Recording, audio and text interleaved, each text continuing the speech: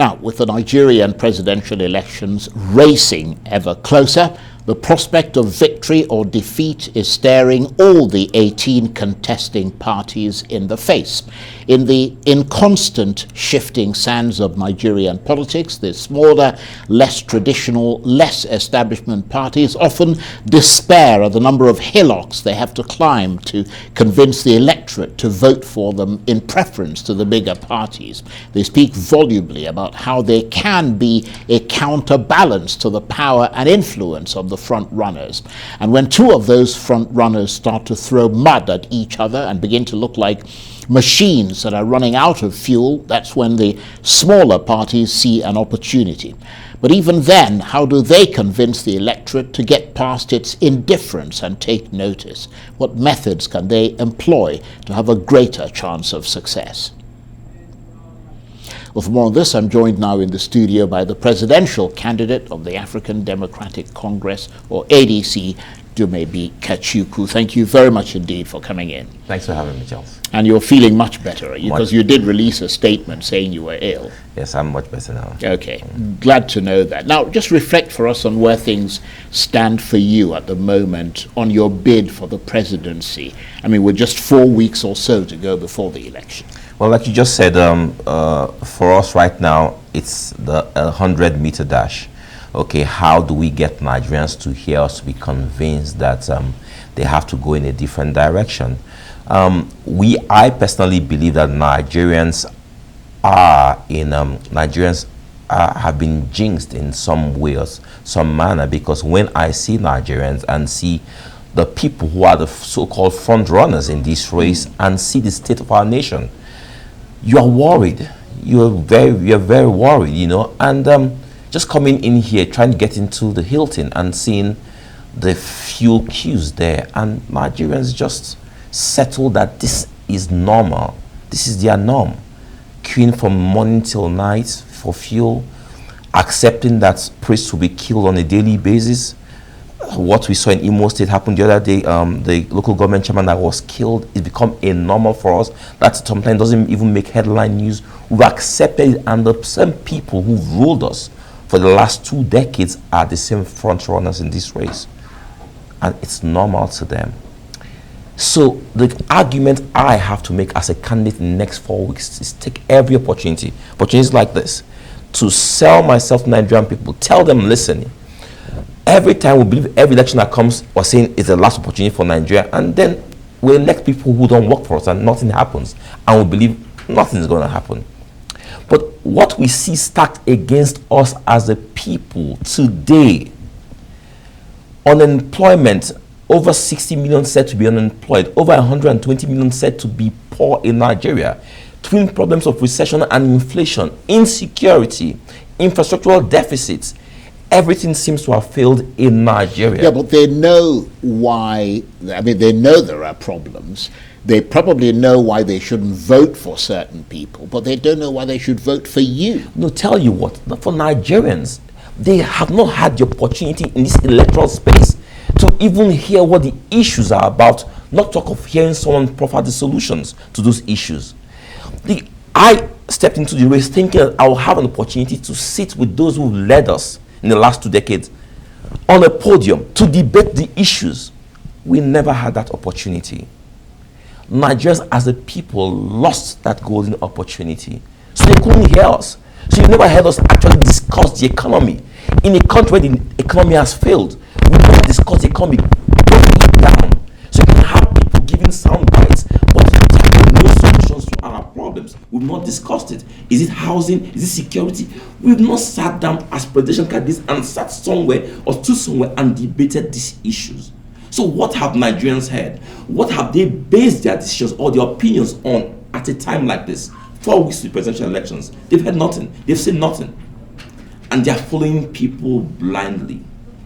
That's the tragedy. Who do you blame? Yeah, but part of the problem is that you're not actually out there campaigning. I mean, people are not seeing much of you on the hustings, are they? So tell you what, right? In trying to be the president of Nigeria, do I have to do things the way people have done it? If we say a system has been bastardized, if we say that what people are doing with those rallies is pay Nigerians, pay poor people, take advantage of them and give them t-shirts, wrappers, and say, come and stand in front of a camera and show that I am popular. If I do the same thing, how am I different from so what are you campaigning on? So what I have done and what my party said doing, we started having the town halls. And we had a couple of those town halls before we had the Christmas break. I came back with this illness. So that's what we have been doing. Because I believe that in those town halls, we have opportunity for people to ask us relevant questions, hear our answers, and have debates in those small settings. We've done that. I still plan to have more of those town halls, and I plan to do a lot of live addresses to the nation, because I believe that the media is a powerful tool now to reach as many people as possible, as against small groups of people when I go to some of these town halls. So given this disadvantage, if I might use that term, that you identify, where you feel that you haven't been given the opportunity, or you haven't had the opportunity to really tell people what you can do, are you saying essentially that, are you recognizing that you'll need a political miracle to win? So tell you what, I personally believe that based on what I have seen in the last couple of weeks, right? If you look at the size of rallies, if elections were to be held today, it will be about who can pay the most. And that's what we have seen with the APC rallies. Or if what we see, the feelers we are getting, that the North is trying to gang up behind a Northern candidate, then it might be P2B. Or if it's the people who believe that it's a time for a Southeastern candidate, and the youths are galvanizing around, the North, it will be Atiku. Right. Or if it's the youths galvanizing around P2B, around the Southeastern candidate, but they believe that President, it might be a P2B. What do all these people have in common? They've led Nigeria. They've been governors for 2 terms, 8 years, or vice president for 2 terms. These people have had the opportunity to rule Nigeria, and Nigeria is in the mess that Nigeria is in today. How do we tell Nigerians that our country is staring us in the face? The same people who have led us to this point are the same people who they are championing to rescue us from a country that they've destroyed. Is the case I have to make to Nigerian people. If I have to shout, if I have to scream, I believe that something has got to give in the next couple of weeks. But like I said, as I was coming in here, as things get worse, something might just happen. I believe that spark that is needed for these people to wake up from their slumber, smell this coffee, I believe it might just happen very soon, because I don't believe that the poor people in Nigeria can take this for too long. Well, you certainly sound very passionate. Given that, from your perspective, what's the best way to frame this election?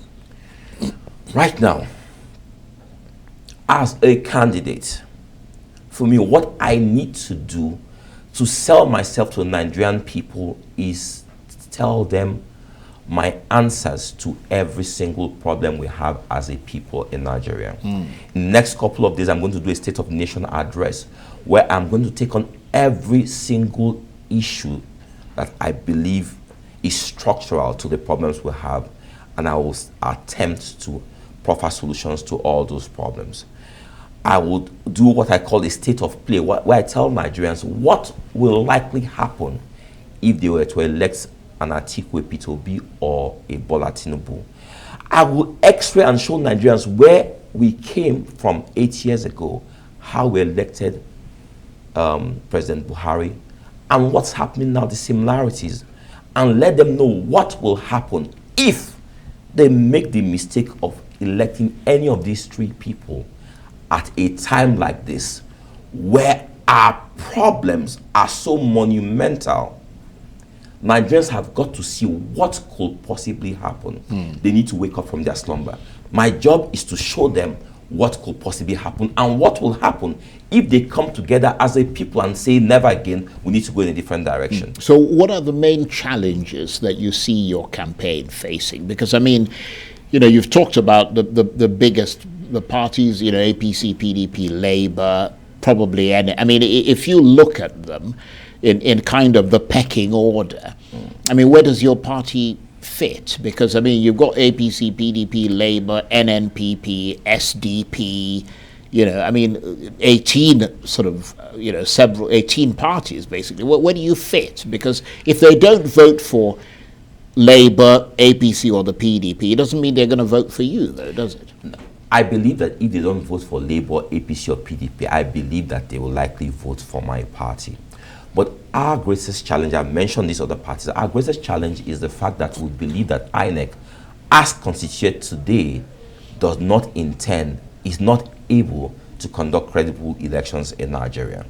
From every single thing we've seen, from vote buying, inducement, not obeying court orders, INEC is about to do what they do best, and that is to give us sham elections. Yeah, but it's no use blaming INEC. I mean, your party, to be entirely fair, I mean, you come across as a very intelligent young man who is passionate about this country, and you have your beliefs and the confidence in what you think you can do. But I mean, you're not well known across the country. People don't. I mean, unless you perform sort of miracles like loaves and fishes, walking on water, raising someone from the dead.